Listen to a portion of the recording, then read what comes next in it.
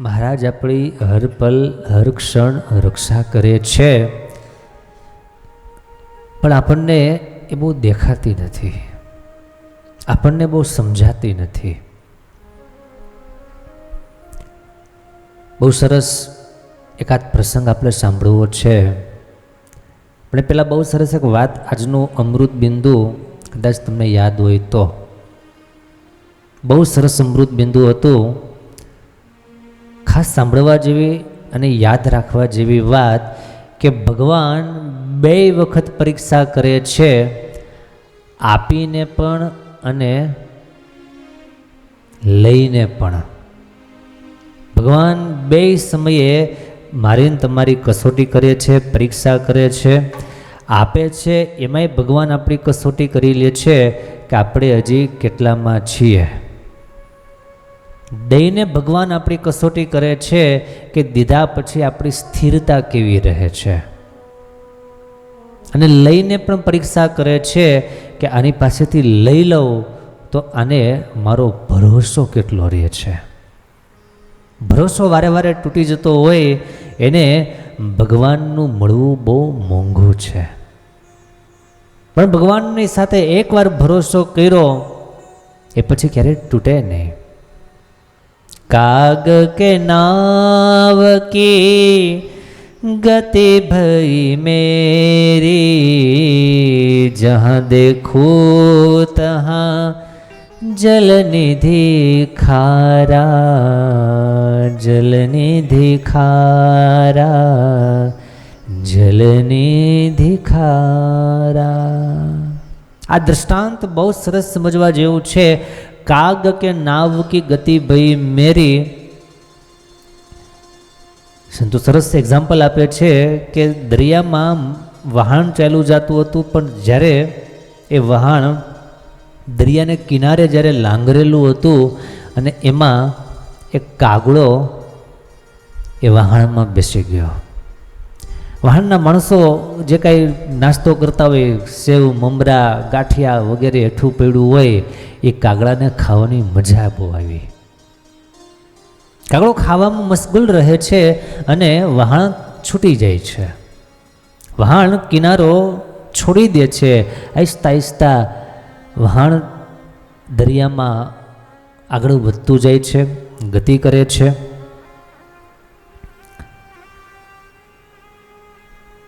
કાગડાને જોઈ અને માણસો થોડાક રમતે ચડે છે. એના ઉપર કંઈક ને કંઈક વસ્તુ પદાર્થ, કંઈક કાંકરો વગેરે ઘા કરે છે. કાગડો બિચારો મૂંઝાય છે, દુઃખી થાય છે. એટલે કાગડો ઉડી જાય છે ત્યાંથી, પણ ઉડી ચારેય બાજુ આટો મારીને અને પાછો એ નૌકા ઉપર આવે છે. જેવો કાગડો આવે ફરી પાછો માણસ પોતાની માણસાઈ ત્યાં બતાવે. એમાં સમજ્યા ને, હક લેવા દે નહીં.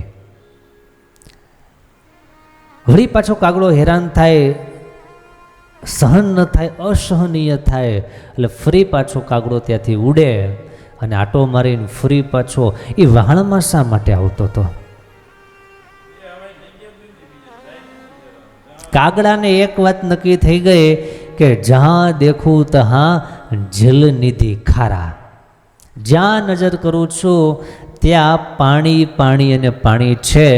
મને મારી પાંખમાં એટલી તાકાત નથી કે હું મારી પાંખના બળે, આપ બળે ઉડી અને કિનારા સુધી પહોંચી જાઉં. જો મારે જીવતું રહેવું હોય તો મારે માટે એક જ માત્ર આધાર છે, નાવ કે કાગ કી ગતિ ભઈ. મારે જીવવું હોય તો એક જ માત્ર નાવ છે, આ જહાજ છે. એ માણસો હેરાન કરે તોય ભલે, માણસો બેસવા દે તોય ભલે, પણ મારે જીવતું રહેવું હોય તો આ વહાણ એક મારે આશરો છે, એક મારે આધાર છે, એક મારે જીવવાનું સાધન છે. એવું કાગડાને મનાઈ ગયું છે. માટે ગમે તેટલી તકલીફ પડે છે, મુસીબત પડે છે, માણસો હેરાન કરે છે, છતાં પણ એ જહાજનો ત્યાગ કરતો નથી. એ સમજાઈ ગયું છે કે હવે આ જહાજ સિવાય મારો ઉદ્ધાર નથી. એમ ભગવાનના ભક્તને એકવાર મનમાં ખચિત થઈ જાય, નિશ્ચિત થઈ જાય કે મારા ઈષ્ટદેવ પૂર્ણ પુરુષોત્તમ ભગવાન સ્વામિનારાયણ, એ સિવાય મારા કોઈ ઉદ્ધારક નથી, એ સિવાય મારા દુઃખને દૂર કરનારા દુનિયામાં કોઈ નથી.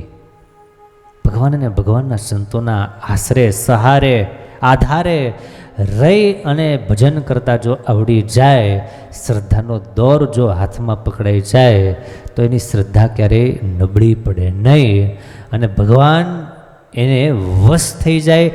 ભગવાન એની પ્રત્યેક પ્રાર્થના સાંભળે, સ્વીકારે અને એ પ્રાર્થનાને ભગવાન પૂરી કરે છે. પણ વારે વારે જેની શ્રદ્ધા ડગમગ ડગમગ ડોયલા કરતી હોય, એના પર ભગવાન પૂરું ધ્યાન આપતા નથી. આવા વાત સાંભળીને માત્ર મૂકી ન દઈએ, વાત સાંભળી ન નાખીએ, આ વાતને સાંભળી રાખીએ. ભગવાન મારા છે, હું ભગવાનનો છું, ભગવાન મને જાણે છે, હું ભગવાનને જાણું છું. ભગવાન મારા સુખના દુઃખના બંનેના સારથી છે, બંનેના સાક્ષી છે, બંનેના સાથી છે. માટે એ ભગવાનને મૂકીને કોઈ જગ્યાએ જવાનું કોઈ કારણ છે નહીં. જેમ કાગડા માટે નૌકા છે, એમ આપણા માટે આપણા મહારાજ છે. મહારાજ રૂપી નૌકાને મૂકી, ઠાકોરજી રૂપી નૌકાને મૂકી અને ક્યાંય આગા પાછા થવામાં માલ નથી, મજા નથી, એમાં આપણા હારા વાટ નથી. બસ આટલી વાત ખચિત કરી અને ગમે એવા દુઃખના સમયમાં પણ ભગવાન આપણી પ્રાર્થના કદાચ ન સાંભળતા હોય, આપણને લાગતું હોય, પણ એ સાંભળે છે, એ સમજે છે, એ જાણે છે, એ જોવે છે. આપણે આપણું કામ કરીએ, એક દિવસ ભગવાન એનું કામ અવશ્યમેવ કરવા માટે તત્પર થશે. એકવાર આપણી તૈયારી એવી દ્રઢ હોવી જોઈએ.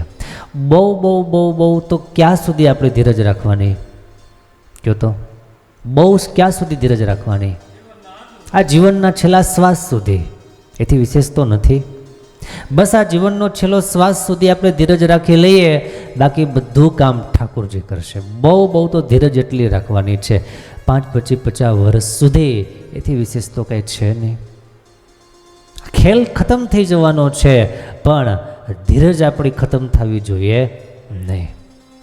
ઠાકોરજી અવશ્ય ઝૂકશે. ઘણીવાર યાદી આપું છું કે રસ્તે ચાલ્યા જતા હો, સેંકડોને હજારો માણસો જતા હોય, એમાં તમે કોઈ માણસનું નામ લઈને બોલો, એ રમેશભાઈ, 10 જણા પાછું વાળીને જોએ. જેનું નામ રમેશભાઈ છે, એ બધાય પાછું વાળીને જોશે.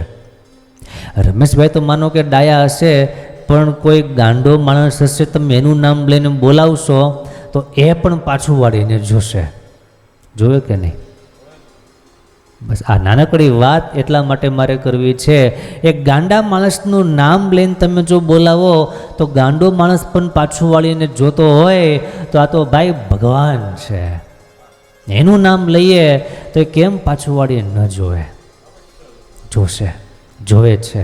બસ આપણે એને પુકારતા રહીએ, આર્તનાદ કરતા રહીએ, અવશ્યમેવ એ આપણી વાત સાંભળશે, સમજશે અને સ્વીકારશે.